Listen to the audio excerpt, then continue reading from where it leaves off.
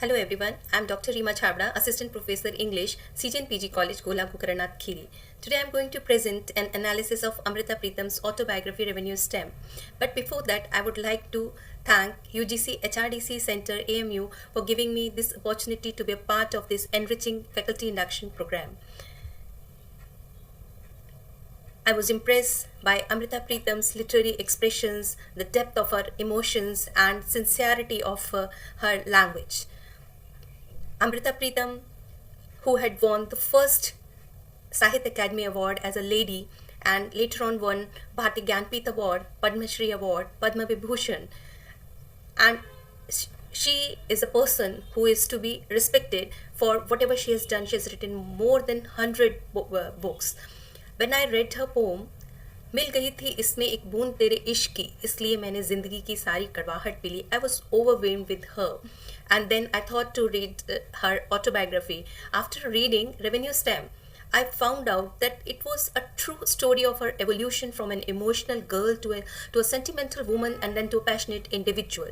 The reason why she gave this book the name Rasidi Ticket or Revenue Stem was that once her translator and friend Dr. Kushwant Singh, a renowned writer, said that her story, the story of her love with Sahir, can be written behind Revenue Stamp. She has not only written passionate poems but also thought-provoking prose, and this Revenue Stamp and her novel Pinjar, Ek De Nita, etc. are the examples of it. After reading the book, I have roughly divided her chapters into some parts, that there are some stories of her childhood, then the stories about Sahir Ludhianvi, stories about her Imrose 1947, 84, about her poetry tours, about her female friends and the unknown influences and the Phoenix dynasty. I have taken some major parts of it, so I would begin with the stories of her childhood. Amrita Preetham was born on 31st August 1919 at Gujranwala in present Pakistan. Her father had fallen in love with her mother, so he left her life as a saint and married her. At the age of 11, she had lost her mother, and she has as well lost faith in God because she had prayed to God not to take away his mother, but God had taken her away. Then she moved to Lahore with her father. She was betrothed to Preetham Singh, the son of a rich cloth merchant of Lahore, at the age of 4, and at the age of 16, she was married in 1935. She never mentioned Preetham Singh in her autobiography, but she also did not remove the name Preetham from her name. And she told us about a shadow that walked always with her since her childhood, and who that shadow was later on revealed to her when she was returning from a poetry meeting from a village near Lahore, and it was a rainy night and they had no conveyance, so they had to walk through, and she was walking in the shadow of a person, and then she realized this was the same shadow with whom she had been walking through her childhood, and that shadow was none other than Sahir Ludhianvi, the famous lyricist of our Bollywood movies. Then they started the exchange of poems. The love expression was only in the form of poems. They never clearly expressed to each other that they loved each other. And behind the Amrita's smoking was also a history that she had revealed, that Sahir used to come to her Lahore home, and for hours he used to keep sitting and just smoke the cigarettes, and she used to collect all the butts of the cigarette, and when Sahir was not there, she used to just take them out to feel him, because he has touched the cigarettes with his lips and with his hands. This is how she had felt his love for her. And during her pregnancy, she had a desire that her child should look like Sahir. So she kept on thinking about Sahir during her pregnancy, and the result was her son Navraj looked just like Sahir.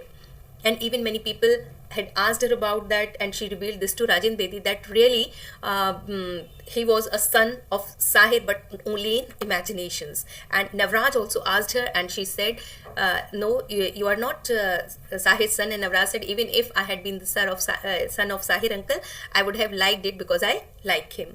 Then there was the woodcutter story that once the Sahir was telling to her daughter Kandala, that there was a woodcutter who loved a princess but could never tell it to her. Then she said, and that woodcutter was you, uncle, and the princess was my mother. That both of the children knew that their mother loved Sahir uncle. Then Once it happened that at Asian Writers Conference at Delhi, Sahir had changed the badges of their names. Amrita was wearing the badge of Sahir and Sahir was wearing the badge of Amrita. And just a month before Sahir's death, she had gone to Bulgaria where she had fallen ill, and doctor told her that there is some heart problem, and just 1 month later Sahir had died. And at that time she said that death had also got confused because they had changed the name badges in the conference. Now there are some stories about other males in her life. She told about her father, how just his frown changed her personality. She had been expecting a gift from someone because in 1936 when her poems were published, she received a gift from from Maharaja and Maharanis. She thought that when postman came that he has brought another gift, and this expression of her, this just one sentence of her brought a frown on her father's forehead, and that was the thing that shaped her personality, never to expect anything like this. About her shadowy love, Sahir, we have already discussed. Then we discussed about her friend Sajjad, who had been left in Pakistan during the 1947 Pakistan, but they had always corresponded with each other.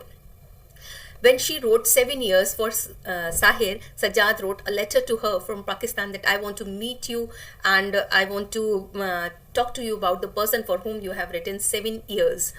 Sahir had become a lyricist, so he had gone to Mumbai and he had not met Amrita for 7 years. Then we come to know about Indrajit, that alias Imrose. Indrajit was a painter, and to him she had gone for the illustrations of her poem, The Last Letter, which she had written for Sahir. And since then they had been friends. And she tells about Imrose that he has never left her in any condition. When she wanted to go to mosque, he was with her, and when she wanted to go to Paris, even then he was with her.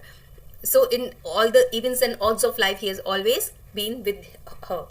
The year 1947 and 1984 had a major influence on her life. During partition in 1947, she had been hurt and she wrote a poem, आज अखा वारिशां नूं किते कबरां विचों बोल ते आज किताबे इश्क दा कोई अगला वर्का खोल एक रोई सी धी पंजाब दी तू लिख लिख मारे बैन अज लखां धीआं रोंदियां तैनूं वारिशां नूं कहन उठ दर्द मंदिया दा दर्द आ उठ तक अपना पंजाब अज वेले लाशां बिछियां ते लहू दी भरी जनाब. She requests Warisha to get up and see the condition of the Punjab and the ladies of the Punjab. In 1984, her friend Sara Shagufta had committed suicide in Pakistan, and for that she had been too much hurt. And so similarly, because of the death of Indira Gandhi, she was too much hurt, and she expressed this in her poem. I think I have been able to summarize the revenue stamp, but there some points have been left because of the shortness of the time. But I think this has been interesting. Thank you.